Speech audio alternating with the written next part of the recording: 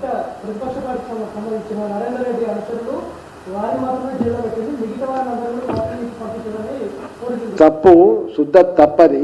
నేను అంటున్నా, ఇప్పుడు అధికారంలో ఉన్నోడు దౌర్జన్యం చేస్తాడు, ఎవరు కాపాడాలి వాళ్ళకి అండగా? ప్రతిపక్షంలో పోవాల్సింది. అయితే టీఆర్ఎస్ వల్ల పోవాలి, లేకపోతే భారతీయ జనతా పార్టీలో పోవాలి.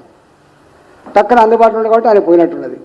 నిన్న అందుబాటులోకి వచ్చింది కాబట్టి ఎంపీ గారు పోయినరు. మీరు ఎందుకు ఆపింది చెప్పండి?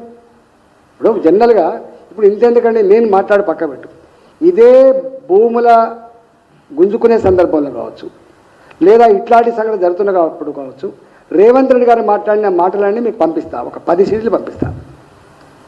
ఇవాళ ఆయన ఏం చేస్తుండో మీరు చూడండి.